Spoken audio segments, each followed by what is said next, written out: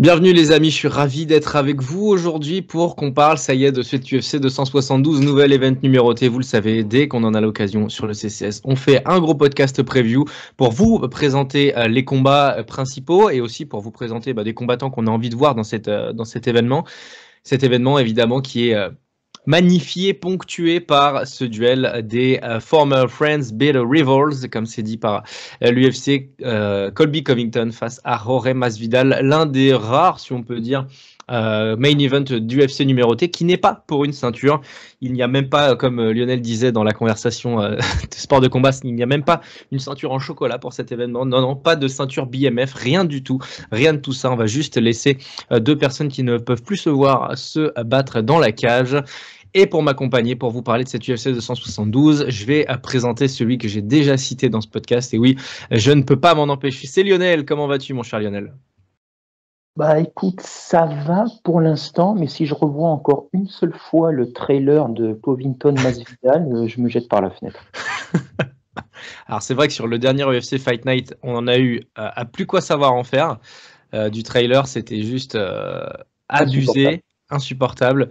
Sachant que, limite, j'ai envie de te dire, même pour un Conor Khabib, on n'en a pas eu autant, quoi. Ah non, mais c'est clair. Non, mais c'est clair. Et là, c'est surtout qu'ils ne vendent le combat que sur l'aspect rivalité entre les deux, qui est présent certes, mais tout le reste passe au second plan. C'est absurde.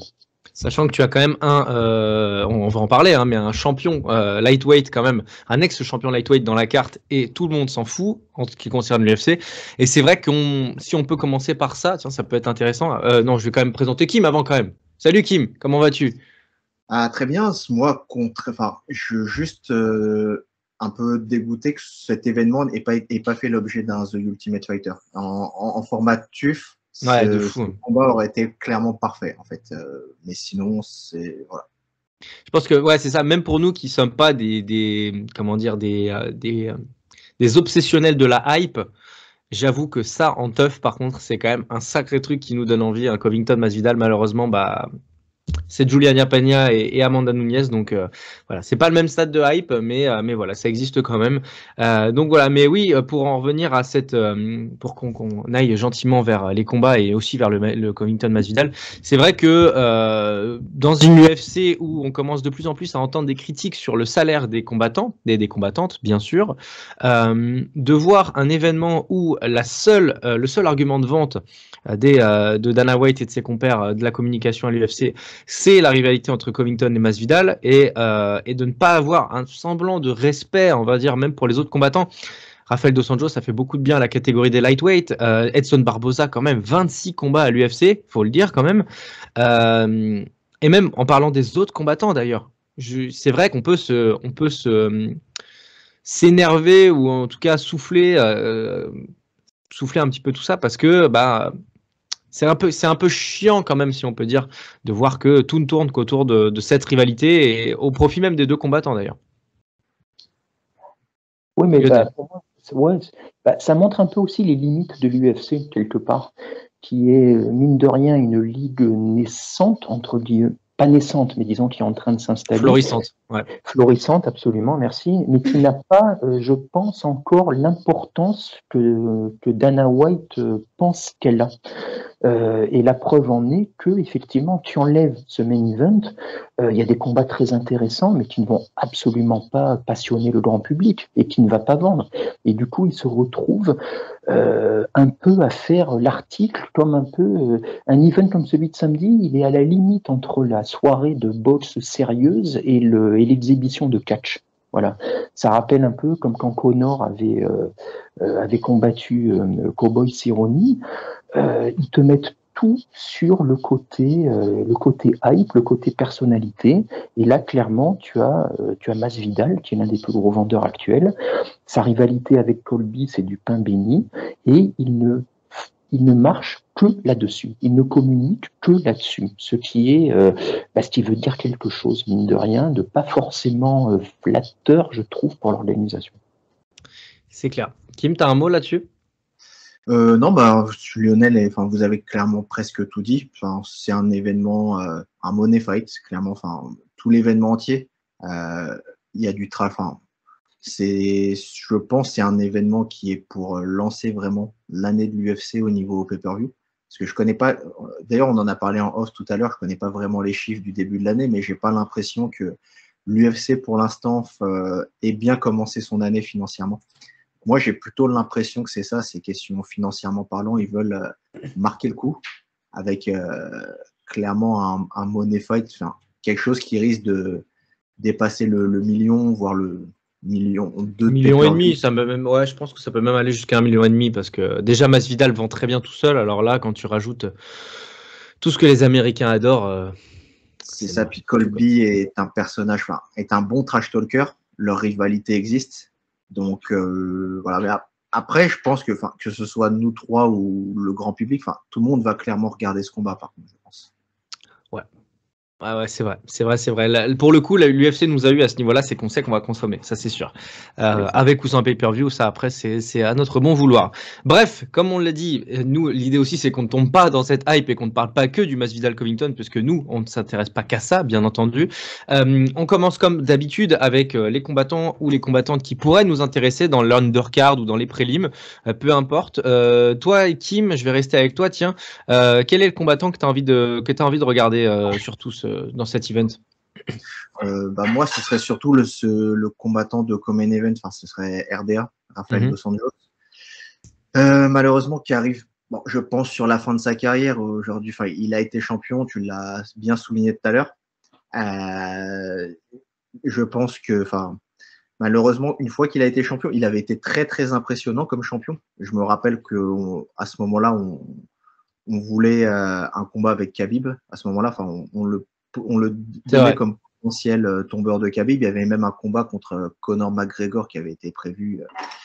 Du coup, qui s'est pas fait. Je crois que ça avait été annulé à ce moment-là. Ouais, ça n'avait pas eu lieu. Ouais. Et malheureusement, après, ce qui s'est passé, il a quitté le Kings MMA, alors qu'il était venu au Kings MMA et avait été champion en se transformant un peu, en devenant un combattant très agressif, très explosif.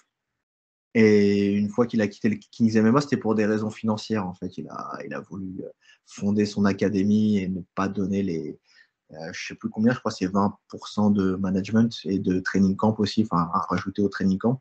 Ensuite, il a voulu faire une montée de points au Walter qui a été plus ou moins un succès parce que il a quand même combattu tous les gros des Walter. Je crois qu'il a combattu Colby Covington d'ailleurs, Kamaru Usman aussi.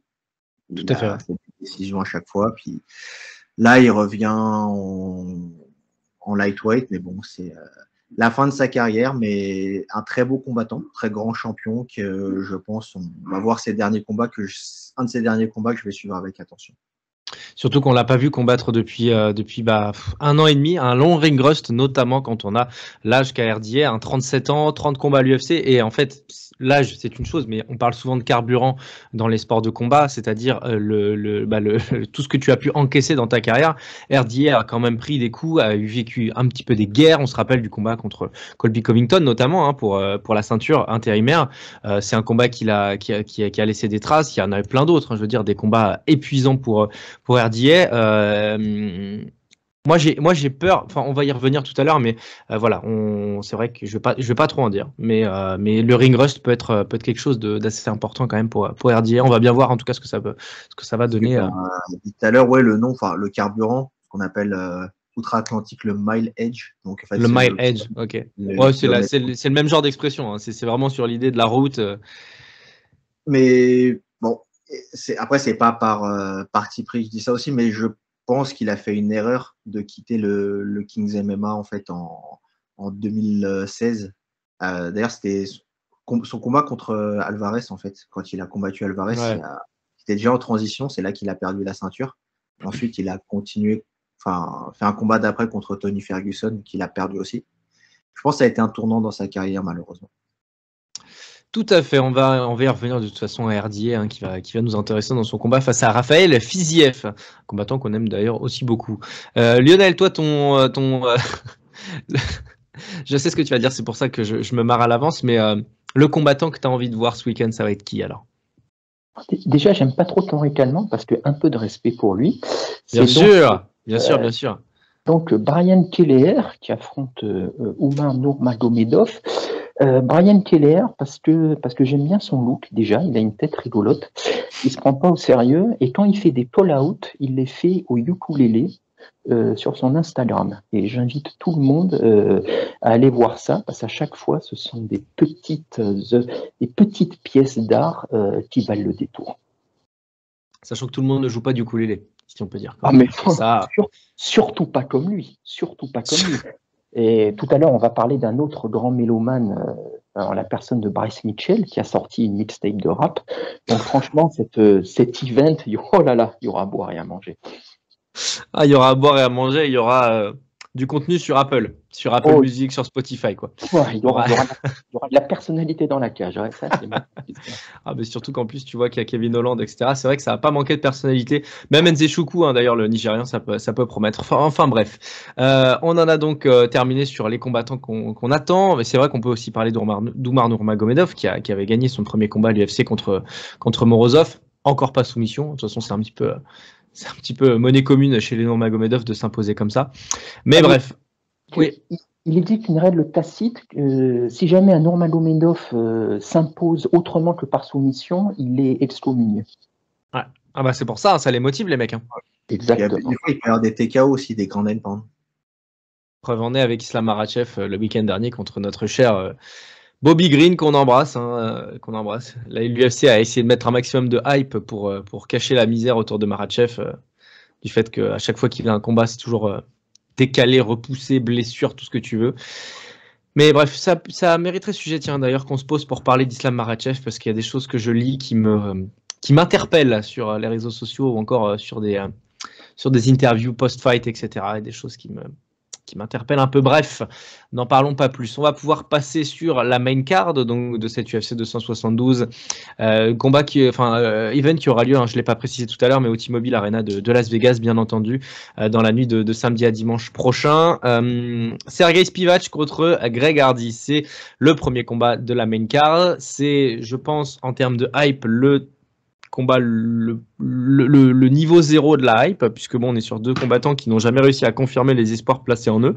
Je me souviens par exemple de Spivak contre Tom Aspinall. Bon, en l'occurrence, c'est plus Tom Aspinall qui était on the rise, donc c'était presque logique de voir Spivak perdre contre Aspinall, mais on a vu quand même un gros écart entre ces deux combattants-là.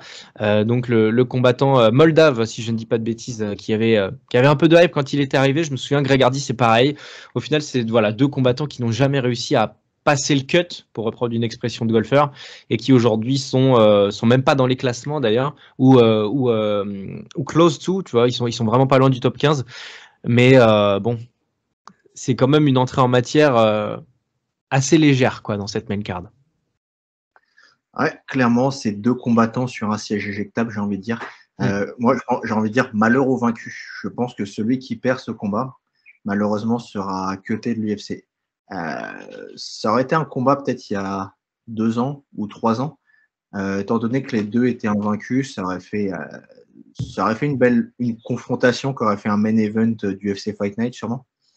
Mais là, je pense ce combat qui va intéresser personne, et même stylistiquement parlant, je pense que même techniquement, stylistiquement, on aura un combat très très ennuyeux malheureusement. Je mets peut-être Greg Hardy légèrement favori au niveau de la puissance, au niveau qui va peut-être avoir l'avantage de puissance et l'avantage. Peut-être un poil plus de volume, mais on est sur des volumes qui sont quand même assez légers. Hein. On sait qu'à partir du deuxième round, le carburant va bien baisser, quoi. Oui, surtout du côté de Greg Hardy, mais je pense peut-être une décision, mais une décision légère et très ennuyeuse de la part de Greg Hardy. Un bon vieux 29-28 là. Horrible. De toute façon, il n'y a rien à dire de plus sur ce combat, je pense. Bah, c'est vrai que les profils des combattants ne méritent pas qu'on s'épanche dessus pendant des heures. Hein. Je crois que Lionel, tu es assez d'accord avec ça. Qui m'a dit malheureusement celui qui perd va être éjecté. Moi je dis pourquoi malheureusement, si Greg Hardy est éjecté, moi je serais plutôt heureux. Après, c'est le côté empathique pour les. Je sais que c'est comme ça qu'ils gagnent leur vie. Enfin, surtout quand on est combattant et qu'on sait la dureté. Après, c'est vrai que je comprends la ville de Lionel quand on se met du côté spectateur. C'est sûr que c'est deux combattants qui coûtent. Même d'un point de vue de personnalité, moi, j'ai aucune empathie pour quelqu'un qui frappe ses compagnes. Ah oui, c'est vrai. Putain, oui, c'est vrai. C'est un autre sujet. C'est vrai. J'avais complètement oublié cette info. Oui. Donc, moi aussi. Là-dessus, on se rejoint. Il n'y a absolument aucun débat là-dessus. Je pensais que tu disais j'ai aucune empathie pour des gens qui se frappent les uns les autres, mais en fait, oui. Quand tu oublies qu'il a fait des agressions physiques auprès de sa compagne, forcément, ça. On va être du côté moldave, si on peut dire, pour ce combat. Bref, n'en parlons pas plus. On passe tout de suite au combat à venir entre Kevin Holland et Alex Oliveira dans la catégorie des welter.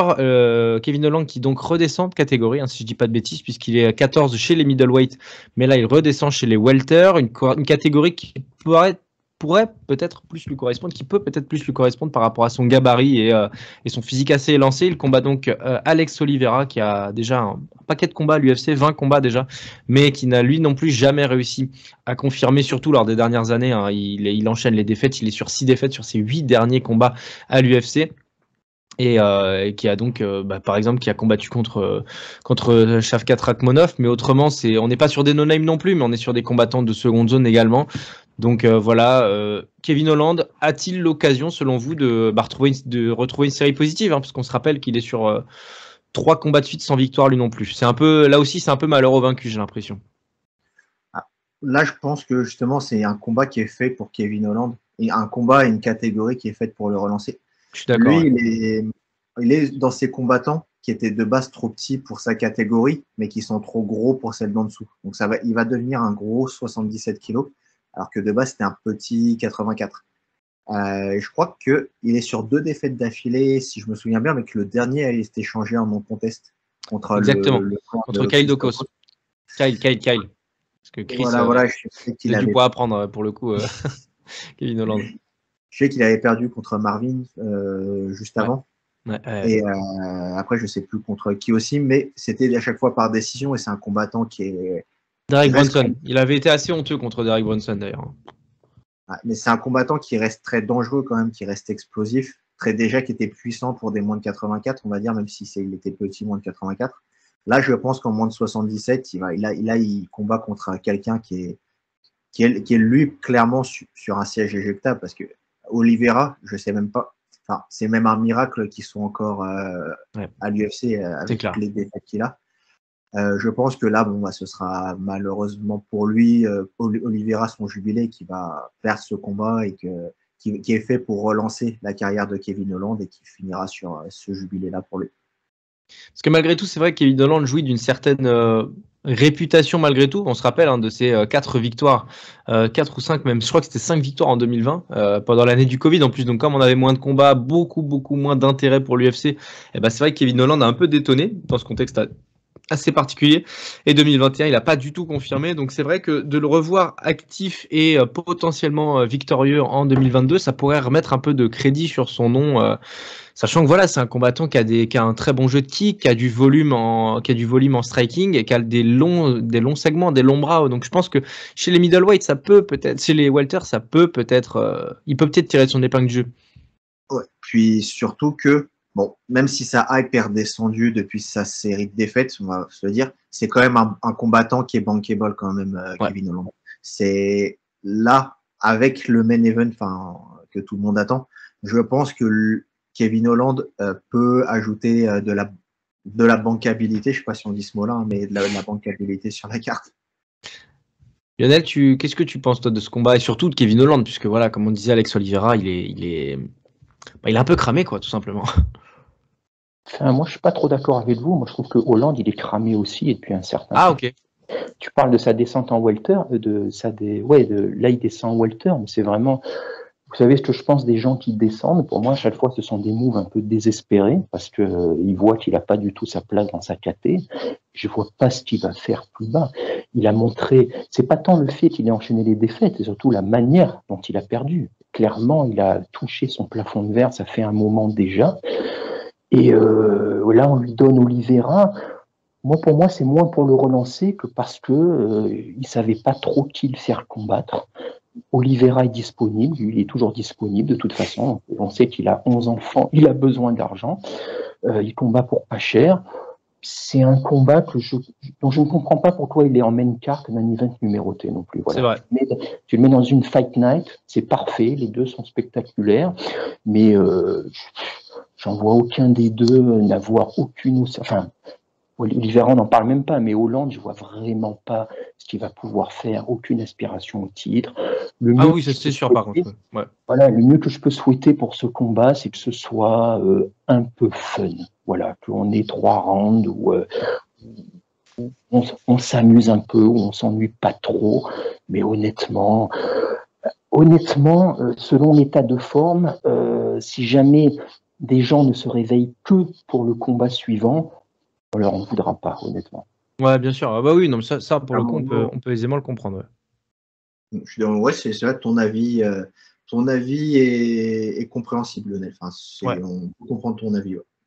Ah, complètement. Non, mais surtout que je l'ai dit, je l'ai précisé tout à l'heure, moi j'avais trouvé qu'il avait été honteux contre Derek Brunson.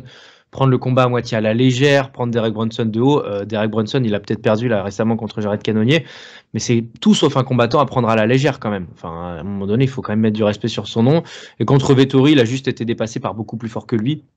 Mais contre Derek Brunson, moi j'ai trouvé vraiment qu'il avait été honteux et il avait l'opportunité de sa vie entre guillemets et il l'a mésestimé quoi. Après, si jamais on me permet la comparaison, il me fait un peu penser d'un point de vue personnalité à Johnny Walker. Voilà. Ok. Le gars qui est plus là pour les highlights, pour la hype, pour le fun, que pour le reste. Voilà. Il a eu une petite hype, il a bénéficié d'un concours de circonstances. Voilà, c'est passé. Ok. Ouais, de toute façon, je pense qu'on est relativement proche. Peut-être que tu es un peu plus dur envers Kevin Holland, mais on est relativement proche, même sur les aspirations en welterweight de Kevin Holland. Si ce que tu dis n'est pas sans rappeler ce qu'on disait sur Cody Garbrandt quand il était descendu chez les Fly et qu'il avait perdu d'ailleurs contre Kakara France. C'était il n'y a pas si longtemps que ça. Bref, passons aux 3 combats principaux de cette UFC 272 et on va commencer par ce combat donc entre Edson Barboza et Bryce Mitchell, l'invaincu Bryce Mitchell donc qui rencontre l'un des combattants les plus spectaculaires et les plus durables de l'UFC, Edson Barboza qui avait été largement dépassé par Giga Chikadze, on s'en rappelle, c'était il n'y a pas si longtemps que ça, Giga Chikadze on avait vraiment parlé à ce moment-là de masterclass face à Edson Barboza, qui avait juste été out kickboxé, on va dire, si je peux dire les choses comme ça. Bryce Mitchell, lui, voilà, toujours invaincu, comme je le disais tout à l'heure. Je vais commencer avec toi, mon cher Lionel, pour parler de Bryce Mitchell et aussi non pas de sa mixtape de rap, mais de la compatibilité, enfin de la match-up avec Edson Barboza. Comment tu vois un petit peu le scénario, tu vois, comment tu vois les premiers rounds, comment tu vois ça? Écoute, alors honnêtement, j'ai pas trop d'idées parce que pour moi, c'est peut-être le combat le plus intriguant de la soirée. Je suis assez d'accord avec ça, ouais. Je trouve le match-up génial, vraiment, quoi, au niveau de leur personnalité, au niveau de leur style respectif, au niveau de leur trajectoire qui se croisent, puisque Barboza, clairement, c'est le gatekeeper dans cette catégorie. Mitchell, ils sont en train d'en faire la hype du moment. On le voit pas mal sur les vidéos du UFC. Il a une personnalité en plus tellement clivante, qui est très très borderline, on va dire, sans trop. Il parle très fort. Non seulement il parle très fort, mais ce qu'il dit, c'est pas forcément toujours judicieux, on va dire, de manière pour rester dans l'euphémisme. J'invite les gens à écouter son intervention chez El Wani la semaine dernière, qui a explosé Twitter, parce que c'était science-fictionnel, c'était hallucinant. Et du coup, mais de fait de tout ça, il charrie quelque chose d'excitant, voilà, d'un peu nouveau et de potentiellement très prometteur, surtout dans cette catégorie qui manque pas de nom. Donc, et clairement, ce combat contre Barboza, c'est une étape supplémentaire. S'il arrive à passer Barbosa, là, clairement, il va dépasser le statut de prospect prometteur. Et là, on va vraiment commencer à parler de lui de façon beaucoup plus sérieuse. En est-il capable? Honnêtement, je sais pas. Je sais. J'en suis pas certain parce que Barbosa, même s'il est clairement sur la pente descendante, il reste quand même très dangereux. Il est super dangereux. Voilà, c'est Barbosa. C'est peut-être le gars qui a les kicks les plus impressionnants de tout l'UFC, pour moi. Toujours aujourd'hui. Hein. Ah, mais toujours. Moi, je faisais partie des gens, justement, je recommence avec les gens qui descendent de catégorie. J'y croyais pas à sa descente. Et en fait, non pas qu'il fasse des merveilles, mais il performe quand même, il performe toujours. On n'a pas vu de gap vraiment, de gap qualitatif que je craignais. Il est toujours là, Tu as parlé de Chikadze, mais bon, Chikadze, il était vraiment trop fort sur ce coup. Et ce qui est rigolo, c'est que pendant que tu disais ça, j'imaginais que Chikadze lui-même, après, s'est fait outboxer dans son combat suivant. L'UFC, ça va vraiment ça va vite, hein. Ça va super vite et ça montre à quel point cette KT, elle est juste dingue de niveau, quoi. Et du coup, j'avoue que ce combat, moi, c'est le combat que j'attends le plus. Très, très excité, très, très curieux. Et à dire vrai, Mitchell, j'y crois pas encore complètement. Voilà, je me demande à quel point il y a pas un peu, il le pousse pas un peu trop. Physiquement, on voit, il est pas très puissant. Il est très technique par contre dans ce qu'il propose. Et du coup, s'il arrive à déjouer quelqu'un comme Barbosa, là, ça va devenir, il va falloir le suivre avec un œil un peu plus affûté. Donc franchement, très très curieux et très excité par ce moment. L'avantage d'Edson Barbosa pour Bryce Mitchell, c'est que Barbosa n'est pas un gatekeeper, mais pour autant, c'est un mec pour te faire rentrer dans le top 10, malgré tout. C'est-à-dire qu'il est trop dangereux pour être un gatekeeper, mais il n'est pas assez dangereux pour, mais il est, je sais pas trop comment dire ça, mais enfin, il est dans une espèce d'entre-deux, en fait, si tu veux, qui fait que pour lui, c'est juste parfait, quoi. Ça reste un nom, c'est Edson Barbosa quand même. Voilà. Donc tu sais, même s'il n'est pas bien classé, voire pas classé du tout, je sais pas où il en est dans les rankings. Il est dixième phaser. D'accord. Bon, tu bats Barbosa, ça veut dire quelque chose. Voilà. Ouais, c'est clair. Et ils l'ont mis pour ça de toute façon. Tu sens avec la com qu'ils font sur lui actuellement, comme en plus c'est un très bon client pour ça, ils veulent le mettre en avant l'UFC. Clairement, pour eux, Mitchell, c'est un potentiel contender dans l'année ou dans les 2 ans à venir. Quand même l'impression que plus t'es Trumpiste et plus l'UFC t'aime quand même. Hein. Ah non, mais lui, c'est même pas Trumpiste. Lui, même Trump trouverait qu'il exagère dans ses déclarations. Calm down, Bryce. Calm down. Exact. Ah non, mais c'est juste. Passons. Bref, le message est passé. On a dit voilà. J'ai glissé mon petit mot. En tout cas, Kim, on va t'écouter aussi. Toi, c'est vrai que tu as une certaine, t'as une certaine appétence, t'as une certaine affection pour les Brésiliens d'une manière générale. Comment tu vois Edson Barbosa face à un combattant qui va essayer de réduire la distance, beaucoup, Bryce Mitchell. Comment tu vois ce combat? Justement, moi, pour rebondir sur ce que vous avez dit, je continue un peu sur votre logique. C'est un combat qui est très, très intriguant aussi pour moi, dans le sens où, pour moi, Barbosa, ils l'ont mis comme test pour Bryce Mitchell. J'ai l'impression que l'UFC mise beaucoup sur Bryce Mitchell.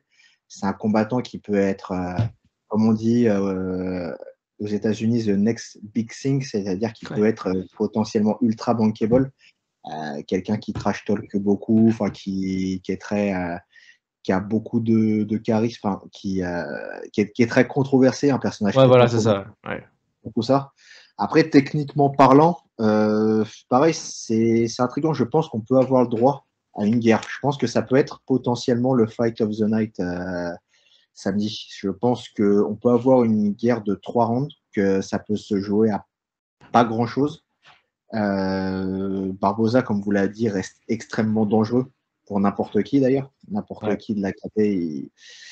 Après, voilà, même si Mitchell passe ce test-là, cette KT est tellement monstrueuse en fait que il gagnera sa place dans le top 7, mais il y aura encore énormément de paliers pour espérer arriver ne serait-ce que dans le top 3. Mais d'ailleurs, tu disais. Vas-y. est invaincu, mais il a perdu un combat au TUF. On ne sait pas sur le Sherdog Pro, mais je crois en 2018, il a perdu un combat au TUF par soumission. Ah ok, je savais pas. Je savais pas. J'avoue que je suis pas non plus très très tough, donc ok, je savais pas. Mais tu fais bien de le préciser pour le coup. Oui, d'ailleurs, voir, c'est contre un combattant qui d'ailleurs lui n'a pas confirmé à l'UFC, qui a fait que perdre et qui maintenant est au Brave. Ok. J'ai dit une connerie tout à l'heure. Bryce Mitchell, il est classé 11 chez les Feather. J'avais dit je crois avoir dit qu'il était hors du classement. En fait, il est classé 11. J'ai vérifié parce que ça me triturait un peu l'esprit. Et non, il est bel et bien classé 11. Et c'est vrai qu'il n'y a que des tueurs jusqu'à Edson Barboza compris, quoi. Enfin, je veux dire. Barboza, il est quoi? Il est 7. À mon avis, c'est le top 5. Barboza, il est 10. Barboza, il est 10. C'est Arnold Allen qui est numéro 7. D'accord. Non, mais c'est. Tu sais que Shikadze est 8. Ça en dit quand même long sur le niveau de cette KT, quand même. Ah, mais elle est monstrueuse. C'est une KT, c'est que des ovnis dans le top de cette KT. Mais je pense que ce combat, si je devais parier plus que jamais un Fight of the Night sur un événement, je crois que je mettrais une pièce sur celui-là. Ouais. Ah, c'est bien possible. Bon, c'est quand même pas la catégorie la plus dense de tout l'UFC quand même. Quand on les regarde toutes indépendamment les unes des autres, c'est quand même une sacrée histoire cette affaire des Feather. Mais bref, c'est pas le sujet. Moi, j'ai hâte en fait. J'ai envie de voir en fait avec le cardio de Barboza en fait comment Bryce Mitchell va réussir à l'épuiser. Tu disais que Lionel c'était pas un combattant si physique que ça dans la KT et il y gagnerait peut-être puisque s'il lutte etc. L'idée serait quand même de fatiguer Barboza et de nullifier un peu son jeu de kick qui est très dangereux et même son jeu de kickboxing et de Muay Thai évidemment. Mais voilà j'ai envie de voir comment en fait Bryce Mitchell va s'adapter. Je pense que c'est aussi ça la clé hein, qu'on n'a pas encore dit mais qui est sous-jacent depuis tout à l'heure, c'est comment Bryce Mitchell va essayer de nullifier tout simplement le danger de Son Barboza. C'est vraiment ça la clé en fait. Échapper à sa puissance, voilà, ouais. Exactement. Laisser passer peut-être l'orage, sachant que Barboza est un combattant très explosif au début du combat. Mais ce qui est dangereux avec Barboza, c'est qu'il peut être explosif pendant 3 voire 5 rounds. Ouais. Donc à Mitchell, après il est tellement technique qu'il en a la possibilité. Hein, et clairement, c'est pour ça que ce combat est si intriguant. Vraiment, ça peut basculer comme ça, d'un côté comme de l'autre. Vraiment très, très curieux. Allez, on passe au co-main event de cette soirée. Rafael Dos Anjos, RDA, champion, on se rappelle, hein, ex-former UFC champion lightweight. C'était il y a quelques années maintenant, on se rappelle, hein, qu'il avait pris la ceinture à Anthony Pettis et qu'il l'avait défendu contre Donald Cerrone. C'était en 2015. Et donc, RDA qu'on retrouve après 1 an et demi de ring rust et c'est face à Rafael Fiziev, donc dans la catégorie des lightweight, bien entendu. On parle donc du numéro 6 face au numéro 11 de la catégorie. Rafael Fiziev en gagnant ce combat potentiellement pourrait faire encore une fois un bond de géant dans les rankings. On se rappelle qu'il avait déjà fait lors de sa dernière victoire, c'était face à Brad Riddell, un combat qu'il avait vraiment géré de A à Z. Fiziev, Dos Anjos, quid de ce co-main event? Moi j'ai peur, je l'ai dit un petit peu tout à l'heure, mais voilà, moi j'ai peur que le ring rust soit fatal à RDA tout simplement. Clairement, je pense que déjà le ring rust soit fatal. Plus Fiziev est quand même un combattant extrêmement dangereux. Beaucoup de volume, beaucoup de grosse endurance. Ouais. Et très endurant, très bon striking, complet aussi. Ça me fait mal un peu de dire ce mot-là, mais j'ai l'impression qu'on va assister quelque part à une sorte de passage de flambeau à ce combat-là. C'est des styles qui sont assez similaires, enfin qui ont des similaires avec quelques variantes près. Fiziev, c'est la nouvelle génération. RDA, c'est un de ses derniers combats. J'ai peur de ce passage de flambeau, même si je serais derrière RDA. Hein, moi, je soutiendrai clairement RDA. Le cœur, il sera avec aussi et j'espère qu'il gagnera, mais j'ai l'impression qu'on assistera à un passage de flambeau à ce combat. Qu'en penses-tu, mon cher Lionel? Ouais, bon, le combat, il est fait pour ça, de toute façon, parce que de toute façon, ça fait un moment que sans lui manquer de respect, mais que RDA, il est plus vraiment là, quoi. Là, je suis devant son palmarès. Ça fait quand même, même en welter, dès qu'il avait un adversaire un peu à la mesure, Covington, Ousmane, Edwards, Chiesa, il a perdu contre tous. Ouais. Là, il est redescendu en lightweight. Il a gagné contre Felder, qui a pris sa retraite après. Clairement, on le donne de la même manière qu'on donne peut-être Oliveira à Hollande et qu'on donne Barboza à Mitchell, on donne RDA à Fiziev pour le faire briller, pour lui faire passer un step. Et RDA, il est, je pense, suffisamment, c'est à la fois un nom suffisamment connu, un talent suffisamment reconnu, mais en même temps, il n'a plus sa dangerosité d'antan.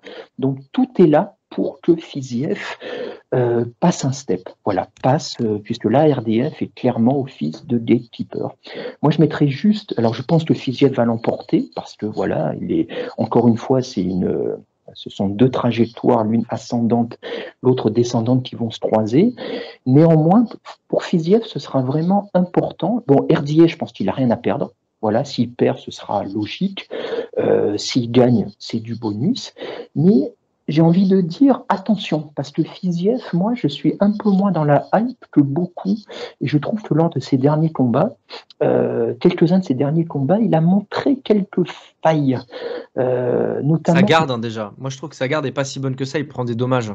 Exactement. Ben moi, j'allais te dire à la fois au niveau technique, exactement ce que tu viens de dire. Il y a une garde quelquefois un peu poreuse, et au niveau mental aussi. Je trouve que quelquefois, il a tendance à se déconcentrer, à se désunir, à faire un peu n'importe quoi et à laisser passer des opportunités, à se faire toucher là où il se devrait pas, là où il devrait pas l'être, pardon. Et du coup, je me dis, sans y croire vraiment, mais tout en estimant que c'est une possibilité, si RDA arrive, on l'a vu visiblement physiquement, il est impeccable, il est au top.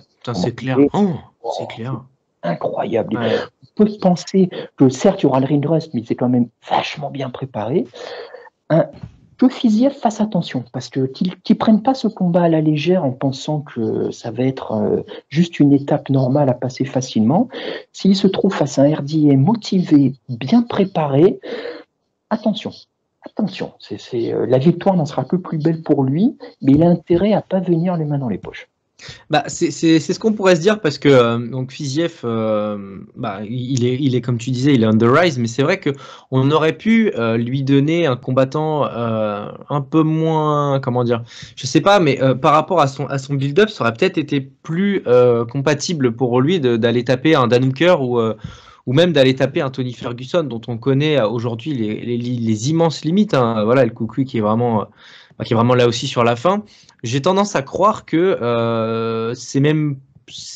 ça a tout du cadeau empoisonné. En fait, j'ai parlé du ring rust tout à l'heure, mais si RDA, en fait, parce que oui, il faut pas prendre pour acquis le ring rust non plus. Si RDA est prêt et qui sans retrouver une deuxième jeunesse non plus, tout le monde n'est pas Glover Teixeira, tu vois, mais l'idée c'est que s'il est très bien préparé et qu'il a encore, qu'il a du menton et qu'il a retrouvé un peu de fraîcheur.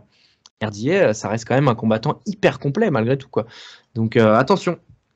Hyper complet, très dangereux qui peut. Vous l'avez souligné, Fiziev, sa garde est poreuse, il prend beaucoup de coups. Avec RDA, c'est clair qu'il suffirait d'une semi-ouverture et de pas grand-chose pour que la sanction soit immédiate. D'ailleurs, moi, c'est ce que j'espère en tout cas. Et voilà. Puis en plus, RDA est un combattant très durable. C'est-à-dire que oui. Même si il est favori et qu'il gagne, je pense pas que Fiziev finaliserait RDA. Ok, intéressant. Lionel, ouais, tu voulais dire quelque chose, je crois. Non, je disais que dans le fond, je n'y crois pas. Je pense que Fiziev va s'imposer assez aisément, mais voilà, attention à l'accident.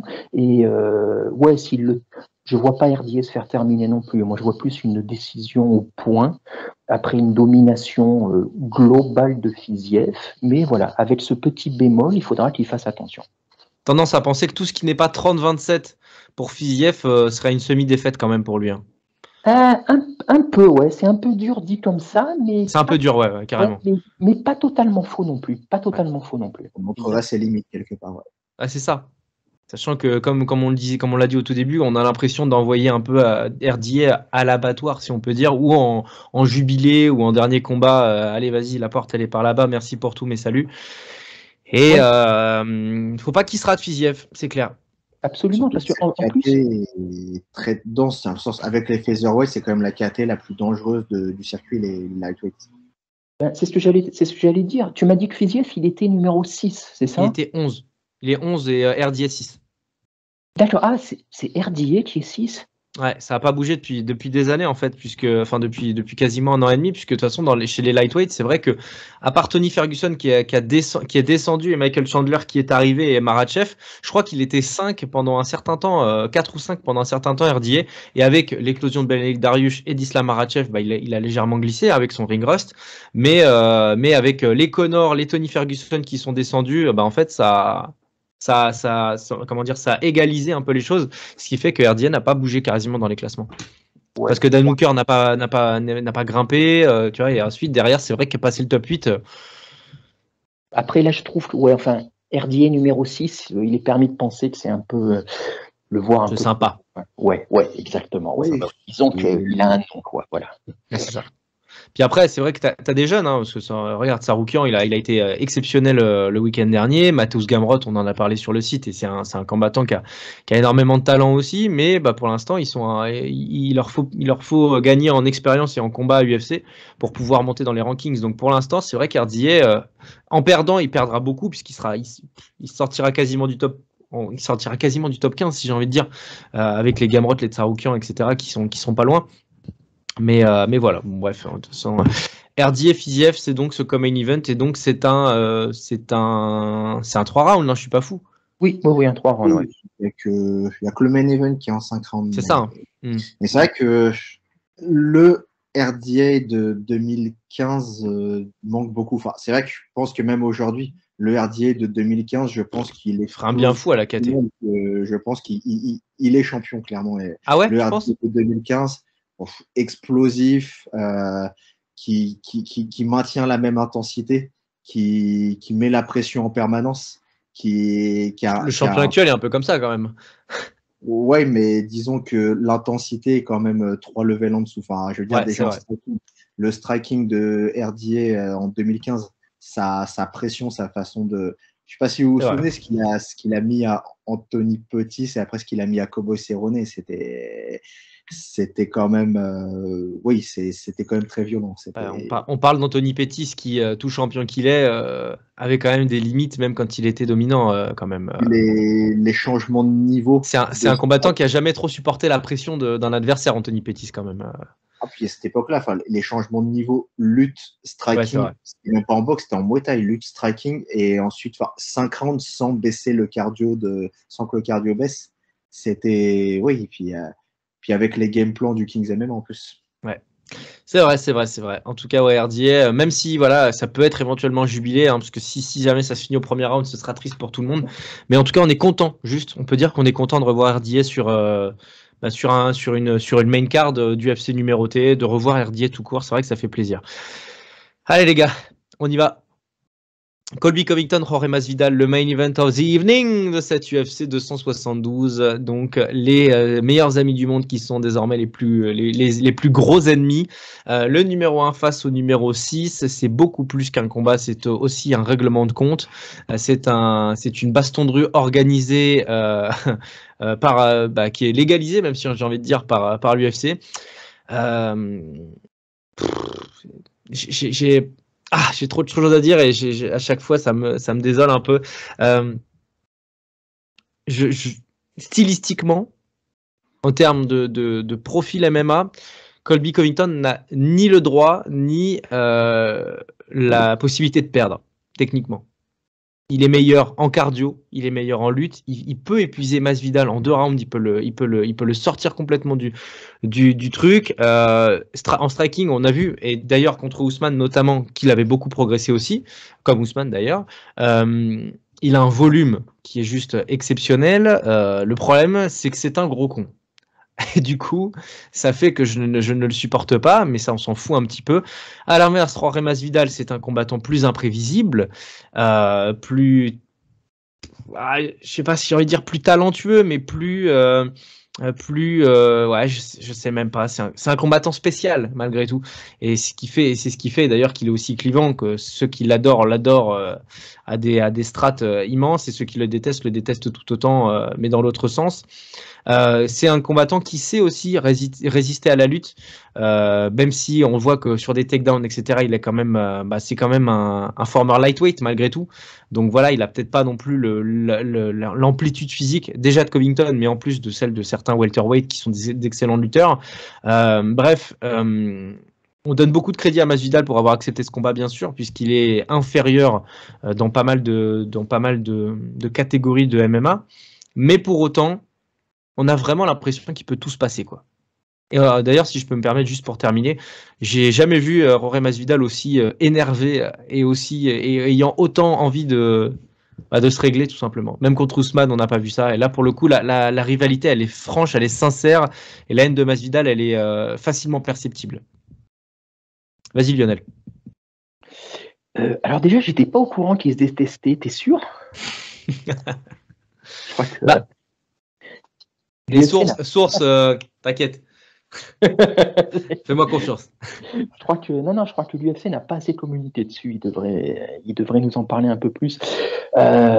Écoute, tu as à peu près tout dit, si ce n'est que tu as indiqué que ce sera une baston de rue légalisée. J'ai envie de dire que il faudrait que ce soit une baston de rue justement pour que Masvidal ait une chance. Et je pense que justement l'intelligence de Colby, ça va être d'éviter cette baston de rue et d'amener la baston de rue attendue par certains sur le terrain du MMA pur.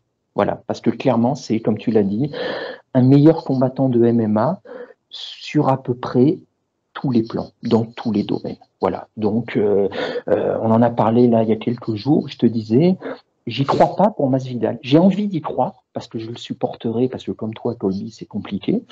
J'ai envie d'y croire, mais très clairement, objectivement, toute préférence mise à part, c'est chaud quand même. C'est chaud. On avait fait un podcast inopiné quand le combat avait été annoncé, et on avait dit quelque chose du style, on était tombé d'accord, je crois, de mémoire, sur un 70-30 en faveur de Colby. Et ça n'a pas trop changé. J'ai envie de le descendre à 65-35 quand je vois l'état de Masvidal, qui effectivement, contrairement au combat contre Ousmane, où on voyait que c'était un peu un bif qui était un peu fake, ou en tout cas surjoué, là, visiblement, effectivement, c'est personnel. Donc, j'ai envie de me dire, sans y croire vraiment, mais j'ai envie de me hyper en me disant, ouais, si effectivement il a vraiment envie de lui arracher la tête, il en fait une affaire perso, une affaire d'honneur, il y aura quelque chose de supplémentaire dans le combat. Est-ce que ça va suffire? On n'est pas à l'école primaire. Vu le niveau des gars, vu le niveau de Colby, je doute, hélas, que ça suffise. Donc vraiment, j'ai beau le retourner dans tous les sens, et je suis navré d'en arriver à chaque fois à la même conclusion. Je ne vois pas comment Masvidal peut s'en sortir. Vas-y, Kim. Moi, contrairement à vous, donne-moi espoir. Donne-moi espoir, s'il te plaît. Je suis d'accord que Colby sera favori. Enfin, de toute façon, sur un format de 5 rounds à la décision, non, voilà, il n'y a pas photo que ce sera du côté de Colby Covington. Mais par contre, il y a un point, déjà, premièrement, Colby Covington n'est pas capable de mettre KO Masvidal, si ce n'est peut-être un TKO, mais vers la fin, 4e, 5e round. Mais l'autre sens, Masvidal est totalement capable de mettre KO Colby Covington, par exemple. Ça, là-dessus, déjà, il y a ce point-là. Que Dieu t'écoute. Au niveau striking pur, Masvidal est quand même 3 niveaux au-dessus de Colby Covington. Enfin, au niveau de son striking, au niveau de son pied-point, il peut clairement endommager Colby Covington. Enfin, il peut déjà le malmener très franchement. Il peut aussi les coachs de Masvidal connaissent par cœur Colby Covington parce que c'est un ancien de l'American Top Team. Il y aura malgré tout un game plan et une préparation qui sera axée, qui sera très très qui sera très très bonne. Je pense que le game plan sera très très bon. Ça, c'est vrai. La façon de défendre les takedowns de Masvidal aussi, qui est très spécifique, c'est une façon qui est très American Top Team, en fait. C'est une façon avec le bassin, en se rapprochant à chaque fois de la cage et en remontant un peu, qui remonte un peu en droite-gauche. Enfin, je ne sais pas si vous voyez ce que je veux dire. Si, ouais, très bien. Ouais. Ça peut marcher à la perfection sur les takedowns de Colby, parce que Colby, ses takedowns, en fait, la réponse de takedown au takedown de Colby est très adaptée. Enfin, les takedowns Madin American Top Team sont, je pense, très adaptés en fait au takedown de Colby Covington.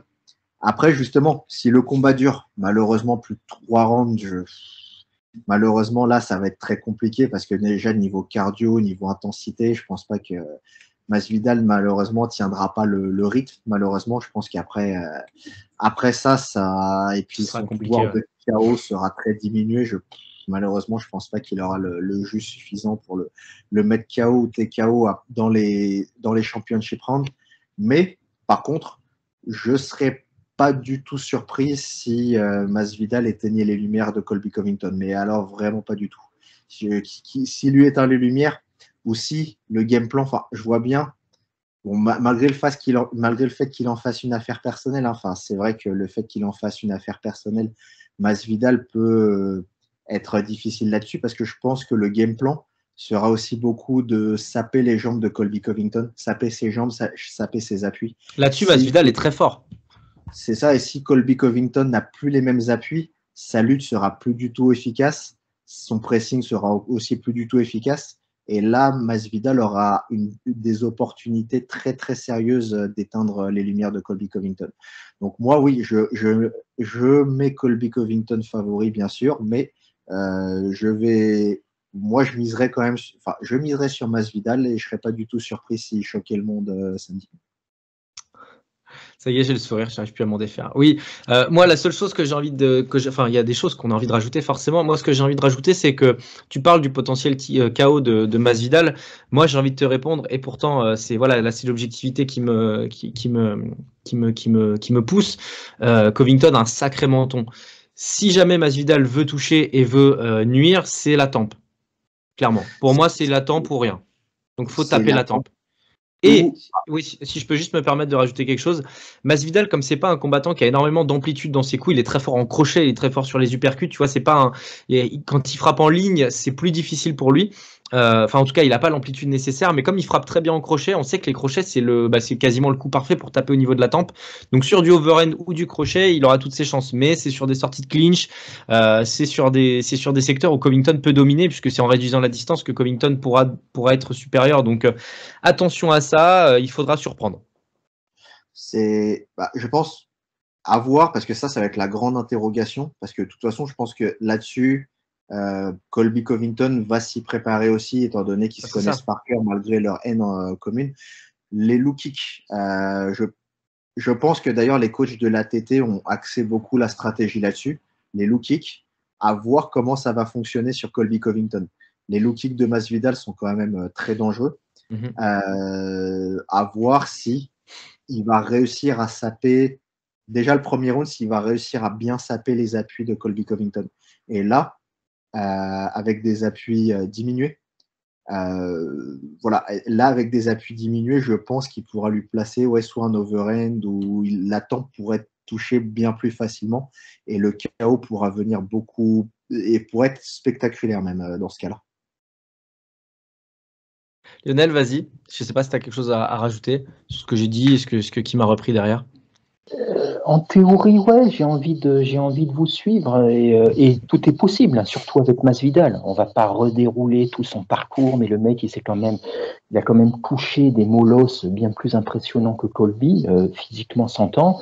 Il a quand même touché Till, quand même, le gars. Donc, voilà, une fois que tu as fait ça, tu peux tout faire dans la KT.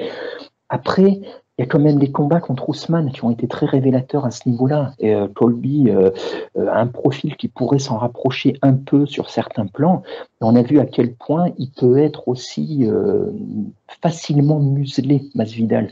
Il a quand même des... tu disais tout à l'heure qu'il était très clivant, mais c'est parce que moi je pense en partie que Masvidal, il a une personnalité très extravertie qu'on peut apprécier, mais d'un point de vue style, d'un point de vue talent pur, je pense qu'il n'est ni aussi bon ni aussi mauvais que ce que beaucoup disent, que ce que c'est Hitler ou distingué. Et je trouve, et du coup, il a quand même des limites. Et je crains que face à quelqu'un comme Colby, qui est infiniment plus talentueux au niveau technique, il n'y arrive pas, tout simplement. Malgré Colby gère très bien la distance, donc déjà, s'il envoie ses low kicks, il faudra qu'il réussisse à les placer.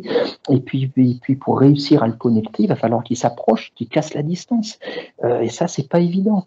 D'un point de vue gabarit physique, vous l'avez dit, il est plus frêle, entre guillemets. Tout est relatif, bien sûr. Mais Colby, c'est un sacré gabarit. Hein. Donc, si jamais il se met à le clincher, si jamais il se met à l'amener au sol, ça va être compliqué. Et je fais confiance à Covington pour avoir bossé tout ça. Donc, tout est possible, bien sûr. Voilà, et c'est ce qui, encore une fois, rend ce genre de combat excitant. C'est ce qui rend Masvidal tellement excitant à voir combattre. Néanmoins, là, depuis tout à l'heure, c'est un peu le cœur qui parle. Voilà, parce qu'on a envie qu'il le fasse. Moi, je me souviens quand on avait parlé, c'était avant le premier combat contre Ousmane. Moi, j'y croyais vachement. Je m'étais monté la tête et tout en disant il peut le faire. Et j'avais été dépité, puis en même temps dépité de ma propre naïveté quelque part en moyen. Ouais, c'est ça. Ouais. On savait que ça allait se passer comme ça quelque part. On voulait juste ne pas y croire. Et là, je crains que ce soit, hélas, un peu le même déroulé. Voilà, on veut y croire. On a envie, mais si c'est un 50-45, ça se termine pour Colby. On ne sera pas surpris.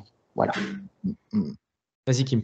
Après, contre Ousmane, c'est surtout le deuxième combat. Après le premier combat, j'ai trouvé qu'il a été bien. Enfin, il a pas du tout démérité. Il prend le combat 3 jours avant.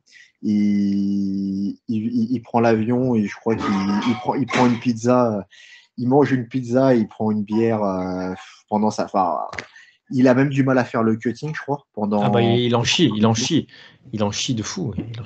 C'est clair. C'est clair. Mais le deuxième combat, par contre, il était préparé. Et malgré tout, je crois, contre Ousmane, il est devant sur le scoring. Il touche plus Ousmane qu'il se fait toucher. C'est ce que j'arrête pas de dire à Lionel. Son premier round, il est pas mal à Masvidal. Après, c'est vrai que. C'est de sa faute aussi. Enfin, 5 secondes après, il provoque Ousmane, il baisse la garde, il se prend le KO de l'année. Il se prend, faut dire ce qu'il y a, il se prend le KO de l'année. Mais après, j'espère par contre, ça c'est important à souligner, que ce KO n'aura pas affecté son mental. Parce que c'est vrai que prendre un KO comme ça, en plus, il était chez lui, il était à Miami devant ses amis, devant son public, devant sa famille. J'espère que mentalement, ça ne l'aura pas affecté, mais j'ai envie de te dire, c'est le combat, c'est la match-up parfaite pour ne pas être trop affecté mentalement, parce que là, à mon avis, il pense plus du tout à Ousmane, il pense juste à Covington pour le coup. Je veux dire, tu combats pas un no-name, quoi. Là, je pense que malgré tout, Masvidal, il aura ses opportunités. Enfin, même si on en revient à la même chose, qu'un 50-45 est très possible, qu'une domination de la tête et des épaules et des pieds est possible pour Covington. Mais déjà, le style de Masvidal et le fait que les coachs de l'ATT connaissent Colby par cœur, ils vont mettre en place les patterns, ils vont mettre en place le game plan et les phases pour que la situation, l'opportunité de connecter arrive. Donc, il y aura des opportunités, je pense. Ce combat-là, il me fait un petit peu penser au Chael Sonnen Vanderlei Silva qui avait lieu, non pas à l'UFC, mais au Bellator, où tu sentais là une haine viscérale entre les deux. Et en fait, finalement, c'est le lutteur qui a gagné. Chael Sonnen a battu Vanderlei Silva. Vanderlei Silva avait touché. Il a connecté Chael Sonnen à 2 reprises. Je crois il y a 2 knockdowns. Et au final, Chael Sonnen arrive à survivre et à gagner donc par décision unanime, etc., etc., etc. Mais on était à un stade de frustration extrême de la part de Vanderlei Silva. Moi, c'est dans mon top 3 des combattants que je déteste le plus. Donc, j'étais pas non plus hyper gêné pour lui. Mais j'ai peur, en fait, que ça ressemble un peu à ce genre de combat où, en fait, on le voit en plus dans l'histoire récente du MMA moderne. même quand tu es un très bon striker, même quand tu es un très bon kickboxer, un combattant Muay Thai, que tu as fait du tech, etc., bah, malheureusement, c'est souvent le lutteur qui gagne, quoi. Ah, ce que tu dis en plus est vraiment possible. Hein. Enfin, une configuration de combat comme celle de Vanderlei versus Chael Sonnen, un scénario comme ça est possible. Honnêtement, c'est possible. Enfin, le fait que Colby domine 99% du combat, enfin 95% du combat, mais entre-temps peut-être encaisse un knockdown ou deux, même, c'est possible, c'est une possibilité. Après, à mon avis, s'il encaisse un knockdown, Masvidal, il le finit. Parce que c'est pas qu'il va se jeter, c'est qu'il va se dire c'est la chance de ma vie, là. À un moment donné, en plus, lui, là, pour le coup, Masvidal a vraiment l'odeur du sang, quoi. Lui, il voit quelque chose arriver, ça y est. Ah ouais. Qui est là, oui. Après, c'est le meilleur killer instinct de l'UFC. Allez, vas-y, ça y est, c'est bon, j'ai perdu toute objectivité. C'est aussi beaucoup question contextuelle. C'est-à-dire que s'il connecte, il faut que le rythme et qu'il arrive bien à suivre le coup. Enfin, je sais pas comment. Ouais, bien sûr, si, ouais. Si, mettre le deuxième coup, tout simplement. S'il connecte et qu'il se fait très vite attraper les jambes ou très vite clincher ou très vite annihiler, là, ça peut être plus compliqué par contre. Ouais, je suis bien d'accord. Lionel, tu as un dernier mot sur ce combat ou on en a terminé? Juste deux petits trucs. D'abord, tu dis que tu as perdu toute objectivité, tu n'en as jamais eu, donc tu n'as pas pu la perdre. Et deuxième. Franchement, j'ai tout donné pour la preview. Ouais, non, mais ça se sentait, là, tu étais dans une tension terrible, là, tu vas dormir 2 jours. Je vais me laver, là. Je vais me laver juste après. C'est moi qui en ai rajouté, je crois. Ouais, c'est ça, ouais, là, tu m'as pas aidé, Kim. Après, j'ai été sincère dans mon analyse, c'était pas du tout pour la hype ou quoi que ce soit. T'as bien fait. Vas-y, Lionel. Tu parlais du côté mental, sinon, je mettrais juste un petit bémol en me demandant à quel point, peut-être, j'ai l'impression, moi, que Colby, il est plus fragile mentalement que Masvidal. Et on a vu notamment lors de son dernier combat contre Ousmane, il était vraiment tétanisé les 2 premiers rounds, ce qui lui fait perdre le combat. Et du coup, je pense que sous ces allures de gros beauf irrécupérable, je pense qu'il est plus... Et Propolis, là un peu plus friable, qui veut bien le laisser penser. Et du coup, peut-être que, là vraiment c'est de l'hypothétique complet, mais autant Masvidal, je pense que lui, c'est un jour comme un autre au bureau, il a fait ça toute sa vie. Colby, sait-on jamais, peut-être l'événement, le côté personnel, si ça doit toucher de manière néfaste un des deux plus que l'autre, ce sera clairement lui. Alors, est-ce que pourra-t-il peut-être être rattrapé par l'importance de l'event? C'est une interrogation. Très juste, c'est vrai. Et là-dessus, je pense que c'est vrai que Masvidal aura l'emprise. Sur les stare-down, pendant la conférence de presse, limite, ça va juste être rigolo, mais franchement, ça donnera absolument aucune indication. Si ça en donne, ce sera pour Masvidal. Et je pense que, en fait, j'ai pas envie de dire tout se joue au premier round. Mais tu connectes au premier round, à mon avis, tu peux. Enfin, le premier round va nous donner toutes les indications. Je pense même que la première minute du premier round va nous donner les indications sur ce que tu viens de dire. Et c'est un vrai scénario. Est-ce que vous vous rappelez forcément du stare-down? Je crois que c'était le premier stare-down entre Masvidal et Askren. Et Askren, ça faisait des semaines, pour pas dire des mois, qu'il faisait son cinéma, qu'il cherchait Masvidal ou quoi. Et quand il y a eu le premier stare-down promotionnel, Masvidal... Why you mad, bro? Why you mad? Ouais, sauf que Askren, il a changé de couleur. Askren, il a compris que Masvidal, il rigolait pas en face. Comme s'il s'était soudainement rendu compte de qui il avait vraiment en face de lui et de qui il avait asticoté. Et parce qu'il y en a un qui rigole pas. Voilà, tout simplement. On peut se demander à quel point Covington, je sais pas, peut-être pas du tout, encore une fois, mais je sais pas. Peut-être que quand il va se retrouver face à face avec Masvidal, sous son cinéma de façade, qui sait ce qui va se passer, j'ai hâte. Bon, après, il y a le fait qu'ils se connaissent. Enfin, faut rappeler que vu qu'ils se connaissent, Colby il sait, contrairement à Askren, à qui il aura affaire à ce moment-là. Il le sait depuis longtemps. D'ailleurs, je pense qu'ils savent depuis longtemps, même avant que ce soit programmé, que ce combat aurait eu lieu inévitablement. Ils savaient qu'inévitablement, ils allaient en découdre. Mais par contre, je pense que niveau mental, ce sera surtout le début de combat où peut-être Masvidal aura l'emprise. Mais plus le combat va avancer, et je pense plus l'emprise, elle va aller du côté de Colby Covington, malheureusement. C'est possible. C'est possible. En tout cas, ouais, ça va être fascinant. C'est vrai qu'en fait, il y a tellement de données à prendre en compte. On a les données techniques, on a les données mentales, on a les données aussi de la connaissance de l'un et de l'autre. Forcément, c'est compliqué. Moi, j'ai tendance à penser que le fait qu'ils se connaissent très bien avantage un poil Masvidal dans ce sens-là, puisque le plus imprévisible des deux, c'est Masvidal, au final. Et ça, que Covington le connaisse par cœur, c'est une chose, mais je veux dire, le flying knee, Ben Askren l'a pas vu venir et personne non plus, tu vois. Donc, j'ai tendance à penser que voilà, il y a quand même des points sur lesquels Masvidal a de l'avance. Mais le problème, c'est que les points principaux, c'est Covington qui les a, quoi.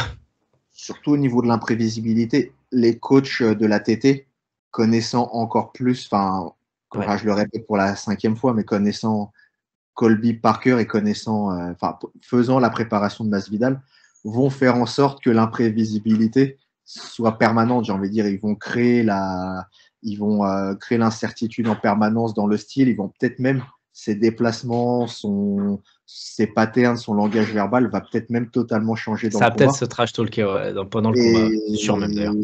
Ouais, même si, ne serait-ce que ces caractéristiques-là, le langage verbal, la garde, la façon de, les feintes, ça peut très bien déstabiliser Colby Covington en début de combat s'il se passe quelque chose comme ça. Oh.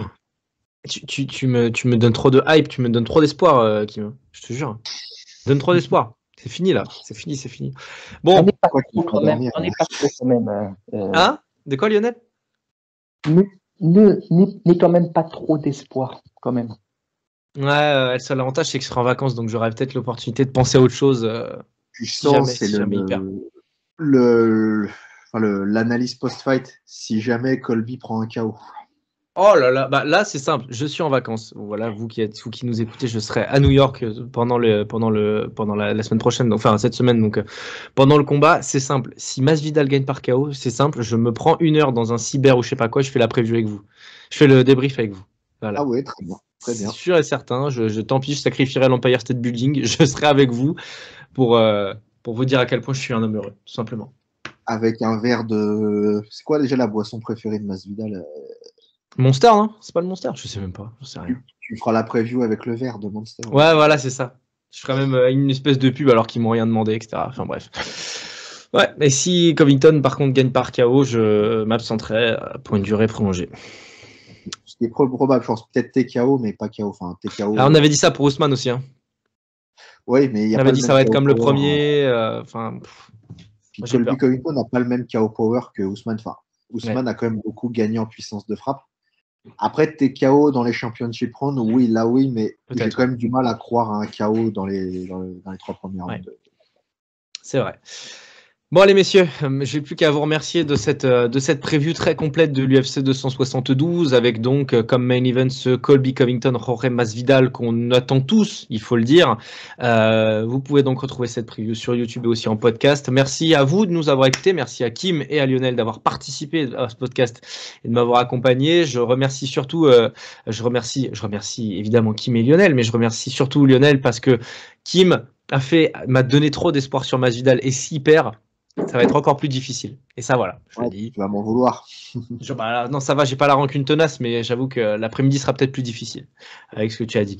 Mais bon, c'est pas grave, je rigole bien entendu.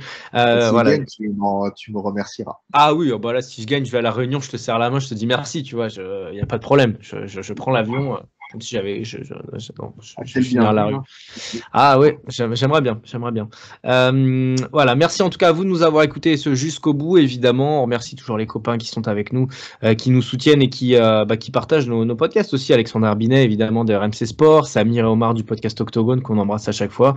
Voilà, merci à eux aussi. Et puis maintenant, it's time. Bon, je suis très mauvais par rapport à Bruce Buffer, mais franchement. On n'en a pas besoin, ça va juste être énorme.